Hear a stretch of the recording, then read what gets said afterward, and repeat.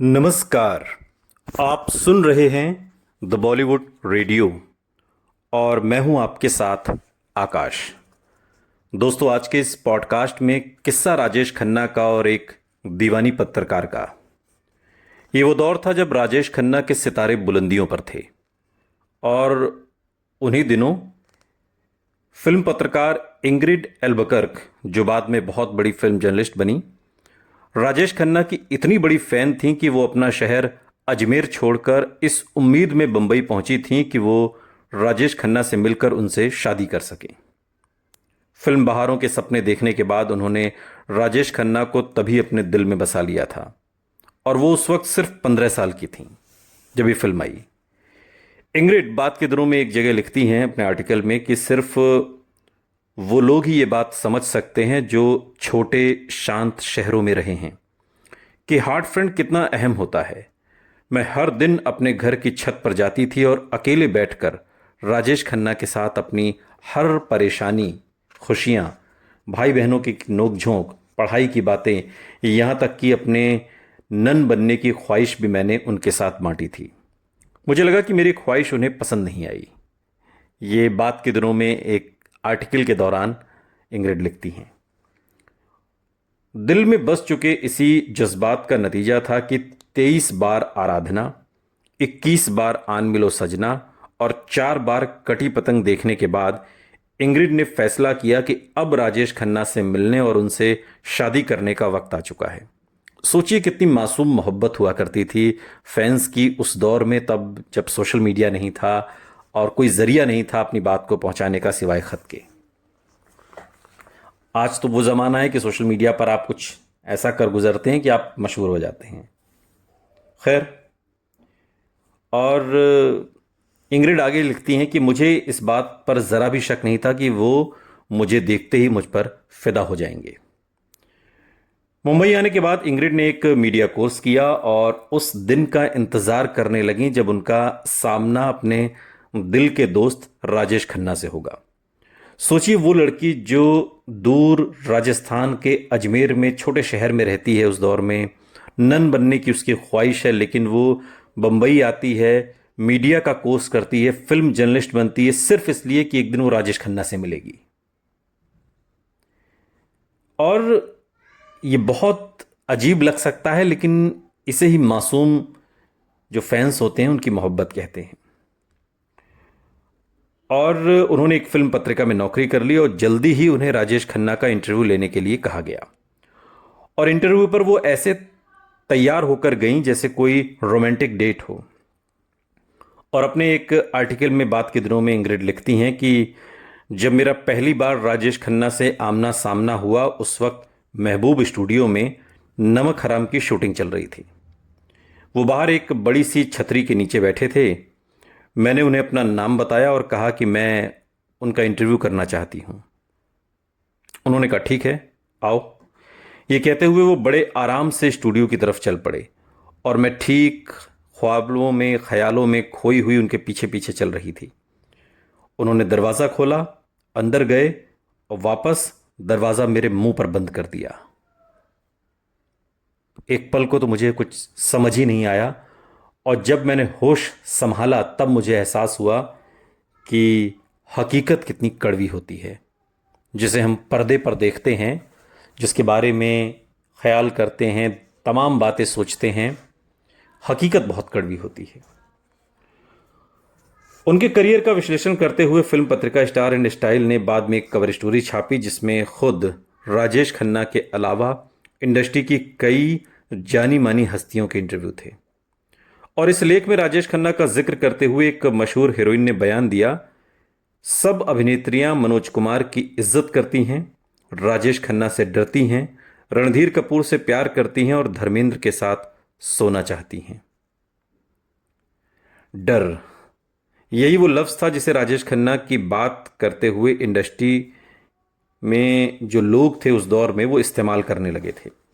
और इसी लेख में राजेश खन्ना के स्वभाव को बयान बनाते हुए अभिनेता रणधीर कपूर ने एक बड़ी दिलचस्प बात कही।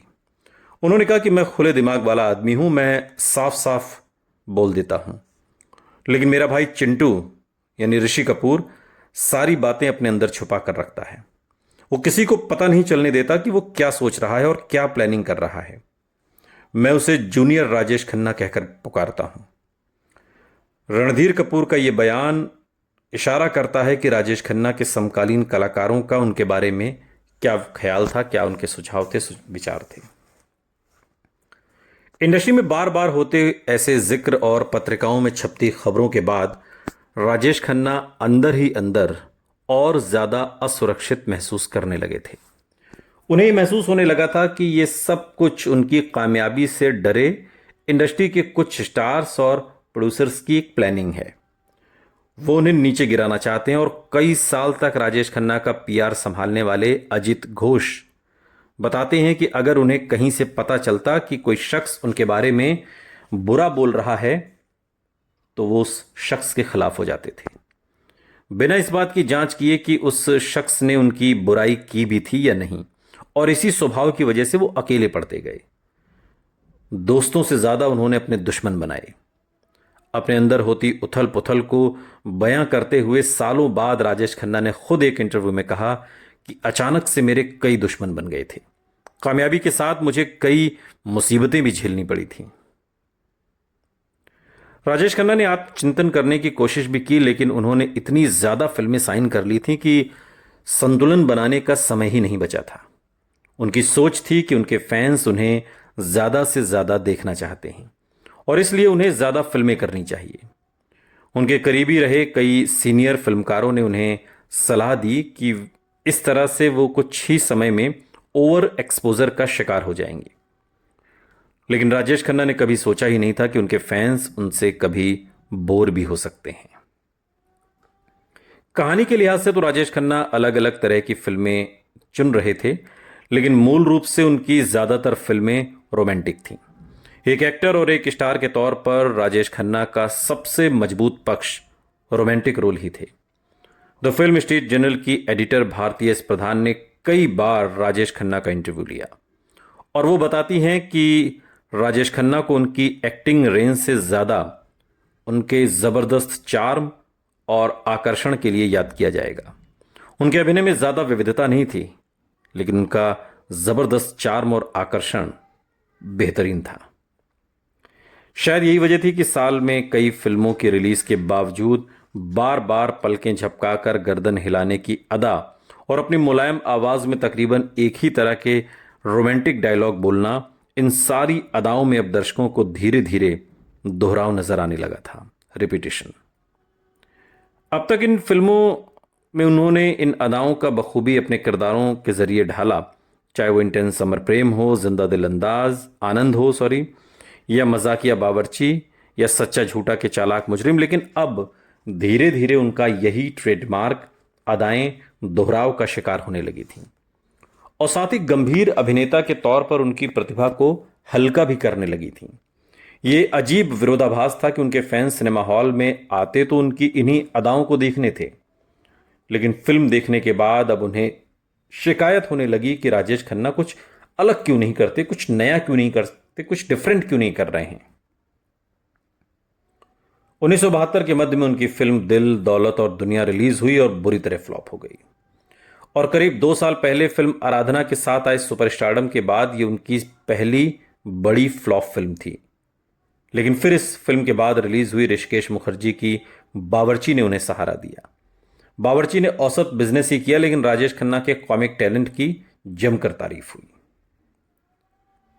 राजेश खन्ना से हमेशा चमत्कार की उम्मीद की जाती रही और राजेश खन्ना लगातार चमत्कार करते भी रहे, लेकिन जब फिल्में धीरे धीरे फ्लॉप होना शुरू हुई तब वो परेशान रहने लगे और उन्हें लगने लगा कि ये सब कुछ उनके दुश्मनों का किया हुआ है, मीडिया का किया हुआ है, कुछ प्रोड्यूसर्स और स्टार्स जो उनके खिलाफ साजिशें रचते हैं उनका किया हुआ, और धीरे धीरे राजेश खन्ना अकेले पड़ते गए। सुनते रहिए द बॉलीवुड रेडियो, सुनता है सारा इंडिया।